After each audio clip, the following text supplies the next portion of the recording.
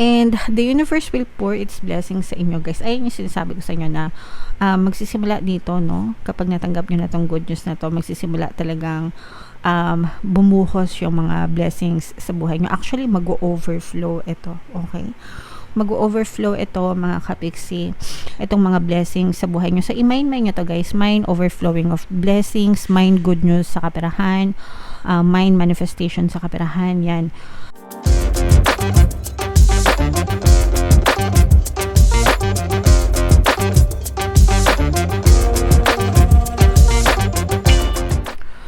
Hello guys, hello Sagittarius, welcome back to Pinay Pixie Tarot. Ang pamagat ng episode natin for tonight is July 16 to 31 Kapalaran para sa Sagittarius, Sun, Moon, Rising, Sign, and Venus. General reading lang guys, pwede mag-resonate, pwedeng hindi, pwedeng positive, pwedeng negative mga kapixie. If in case hindi ka naka-resonate dito, pwede nyo panoorin yung monthly horoscope natin for July. Baka nandun yung energy nyo. So, ito yung mga mensahe sa inyo ng inyong mga gabay, guys. Para ngayong, para ngayong July 16 to 31. So, ito mga kapiksi, we have healing message, no?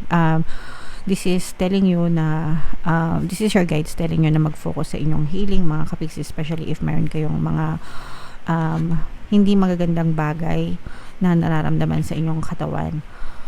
This is your your sign na magpatingin na kayo sa mga manggagamot guys, lalo na kung may sumasakit-sakit sa inyo. Etong kalusugan natin guys, this is something that we shouldn't take for granted kasi health is wealth mga kapigsi, diba? Aanhin mo yung kayamanan mo, yung kabuhayan mo, kung yung katawan mo naman is kampag-kampag. Siyempre mas masarap na ina-enjoy natin yung ating health, yung ating kalusugan. Long live long life, no? Longevity mga kapiksi, dapat yun yung iniisip natin guys, okay, para matagal pa tayong alam mo yun, makasama yung mga mahal natin sa buhay, diba? And marami pa tayong ma-experience, ganyan. And also guys, no, yung healing, iba-iba yan, tsaka lahat ng aspeto ng buhay natin, physical, mental, emotional, and sometimes spiritual, kailangan fino-focus natin lahat ng healing natin. Healthy mind, healthy body, healthy mind, mga kapiksi, okay? And for some of you guys, you may be experiencing some mga something like mysterious forces, no? Esoteric, ganyan.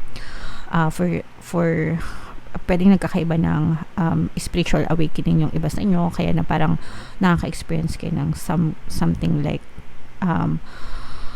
mysterious forces sa paligid nyo, sa quantum bubble nyo guys. So tawag dito, wag kayong magugulat if ever, no, kasi we are all spiritual beings in a human form. Lahat tayo spiritual beings guys.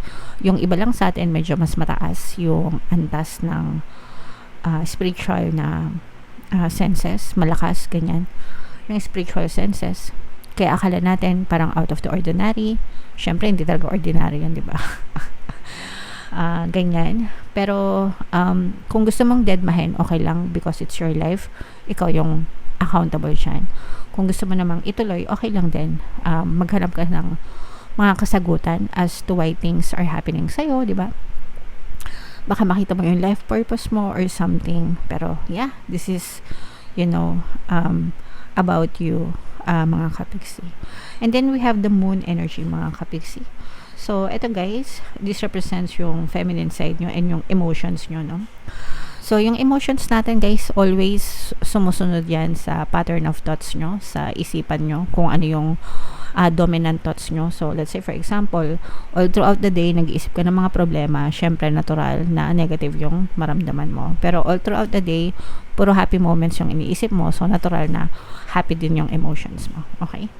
So you have to pay attention to your emotion. Ask yourself, ano bang nararamdaman ko ngayon? Masaya ba ako o malungkot, di ba? So pag malungkot ka, ask yourself again, bakit ako nalulungkot? Anong iniisip ko? And then ask yourself again, tanongin mo ulit sa ang sarili mo, bakit ko to iniisip? anong magbe-benefit sa akin pag iniisip ko to, mamomroblema lang ako lalo. So, bakit ko pa siya iisipin, di ba? And then, you have to change your thoughts positively para magbago yung nararamdaman mo and eventually magbago din yung napupush out sa reality mo. Okay? So, ganun lang kasimple guys. Huwag na nating gawing exage. Alright? So, comment down below. Sagittarius, if feeling nyo nakaresonate kayo dyan sa mga messages na yan. Tingnan natin yung ganap sa inyo, guys, no? Ngayong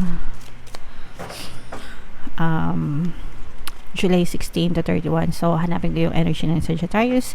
Habang sinashuffle ko ito mga kapiksi, panoorin nyo muna yung video natin regarding sa ating paano mag-manifest ng abundance video course. Kapiksi, sawa ka na ba sa mga struggles at hirap sa buhay mo? Masipag ka ba at masikap sa buhay ngunit hindi ka pa rin umaasenso? Ilang beses ka na bang nag-attempt mag-negosyo at mag-invest pero palagi ka pa rin nalulugi?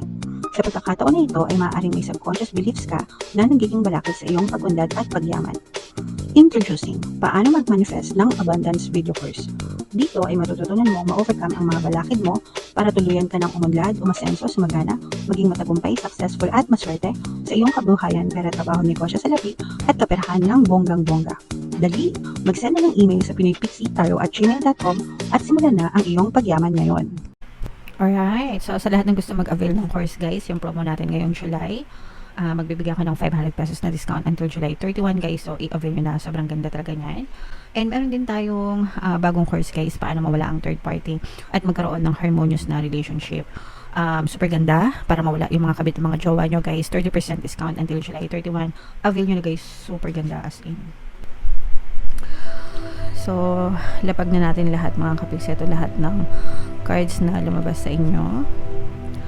So, Sagittarius guys, kaya represent ng King of Wands sa ating spread. Ito rin yung ating energy, another fire sign energy guys, feminine energy, Aries, Leo, Sagittarius.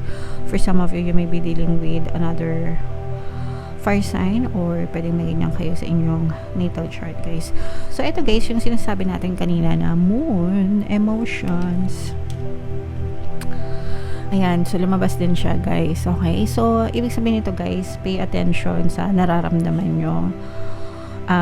Kasi yung nararamdaman nyo, kung ano yung dominant thoughts nyo or dominant feelings nyo right now, ibig sabihin nandun din yung pattern of thoughts nyo. And kung ano yung finofocus nyo ng attention nyo, kung ano yung finofocus nyo ng isip nyo, yun din yung pwedeng ma-push out sa inyong physical reality. So kung mapapansin nyo guys, di ko alam kung napapansin nyo, pero may dalawang side yan. Ito kung mapapansin nyo, ito parang medyo ano siya, lanta. Kumbaga sa bulaklak, ito medyo lanta na. Ito blooming, di ba? Napapansin nyo ba? Napapansin nyo ba yung dalawang side mga kapiksi? So, ibig sabihin ito yung negative emotions, ito yung positive emotions nyo. And depende sa kung ano yung finofocus ng attention nyo, kung saan nakafocus yung isip nyo, yun din yung emotions na ilalabas nyo mga kapiksi. So, kung gusto nyo ng mga kanigahan sa buhay, di ba? Or kung puro negative yung nakikita nyo sa buhay nyo, negative yung nararamdaman nyo sa araw-araw na lang, palagi kayong worried, palagi kayong stress, palagi kayong problemado, ibig sabihin, yung attention nyo guys, nakafocus dito kay Manang, okay? So, para mabaliktad, para wag naman kayong lanta-lanta, di ba? Dito nyo naman i-focus yung attention nyo sa pagka-blooming ng buhay, blessed, grateful, ganyan-ganyan, loved, happy, light, di ba? So, kailangan nyo lang i-focus yung attention nyo dito mga kapiksi. Ganun lang siya kasimple. And the more na fino-focus yung attention nyo dito, yun din yung mapupush out sa inyong physical reality mga kapiksi. Sa ating buhay, there are always two sides, no? Palaging merong negative, palaging merong positive. Depende sa perception nyo guys. Depende kung anong mga meanings yung binibigay nyo sa mga bagay-bagay. So, imbis na mag-focus kayo sa negative meanings guys, mag-focus kayo sa positive para palaging positive din yung napupush out sa inyong physical reality. Okay? So, what else mga kapiksi, tingnan pa natin. For some of you guys, may mga mamamanifest. May good news na dadating sa inyo actually. Para nagmamanifest kayo ng good news pagdating sa kaperahan, lalo na kung let's say for example, baka nag-a-apply kayo ng mga trabaho or nag-aantay kayo na na ma-boost yung sales nyo or nag-aantay kayo ng update sa kliyente, dun sa mga nilalakad nyo kung nagbebenta-benta kayo, ganyan, makakatanggap kayo ng magandang update, and parang yun yung parang magsisimula, no? Parang magsisimula magbago yung swerte nyo, no? Kapag ka natanggap nyo na tong good news na to, mga kapiksi. So mag-persist lang kayo guys, antayin nyo lang, and dadating at dadating din talaga ito sa inyo. Medyo mabagal yung proseso, mga kapiksi, but eventually dadating din ito sa inyo right at your doorstep, kumbaga delivered, COD door to door door to door guys, no? Door to door. So antayin nyo lang, mga kapiksi. And the universe will pour its blessings sa inyo guys. Ayun yung sinasabi ko sa inyo na magsisimula dito, no? Kapag natanggap nyo na tong good news na to, magsisimula talagang bumuhos yung mga blessings sa buhay nyo. Actually, mag-overflow ito, okay?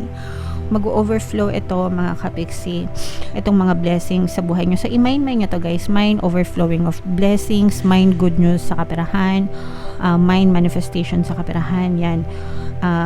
Yung iba sa inyo guys, parang ano kasi, ayan o, grabe. Yung iba sa inyo guys, hawak nyo na yung swerte pero hindi nyo pa nararamdaman. Nandyan lang yung swerte sa paligid nyo, parang hawak-hawak nyo na right in front of you. So limangon-lingon kayo guys, no? I-assess nyo yung buhay nyo, what's in your quantum bubble, mga kapiksi, kasi baka nandyan lang yung swerte nyo guys. Lingon-lingon lang kayo, kaliwat kanan, harap at likod guys, baka yung swerte nyo nandyan lang, hindi nyo pa napapansin. So lingon-lingon, mga kapiksi, okay? And for some of you guys, ito medyo, yung iba sa inyo, parang feeling ko meron kayong fear, no? Parang meron kayong takot, guys. May mga what ifs kayo, may mga doubts and fears, no? Baka takot kayong sumubok, baka takot kayong makipagkompetensya, baka takot kayong makipagsapalaran. Kaya for some of you, baka yun yung humaharang sa swerte nyo kasi takot kayo, okay? So you have to kainin nyo yung fear. Wag kayong magpakain sa fear, wag kayong magpakain sa takot. Kainin nyo yung takot at i-flush nyo sa inidoro. Okay, para mawala na yung mga takot-takot na yan guys. You should be fearless, okay? Kailangan fearless kayo, kailangan matapang kayo, kailangan courageous kayo guys. If you have faith, no? If you have faith in yourself and confidence sa sarili nyo, and faith sa universe and trust in the universe, everything will always work out for you. So i-type nyo sa comment section guys. Everything works out for me, everything is working out in my favor, I am fearless, I am courageous, yan. So i-type nyo yan guys sa comment section, and palagi nyo yan sabihin sa sarili nyo, mga kapiksi. Alright? So yan ang reading mo. Comment down below guys. Ito i-mind nyo to. Mind manifestation, mind mga bagong simula, mind good news sa pera, mind overflowing ng blessings. Yung sinabi ko sa inyo kanina kasi talagang mag-overflow yung blessings sa inyo. Alright? And bago tayo magtapos guys, ipopromote ko yung ating bagong subliminal Pantaboy Malas, pang-akit ng swerte. Super effective, mga kapiksi. Yung mga success stories pinopost ko sa community tab natin. So punta kayo doon, basahin nyo para maaliw kayo. Ito yung playlist guys, no? Pakinggan nyo para makatulong sa inyo. And ito naman yung ating success stories ng paano mag-manifest ng abundance video course. Click here to subscribe guys, and click here to join our membership program. Thank you for liking, sharing, and subscribing, and see you again next time. I love you all guys. Have a nice day. Bye bye.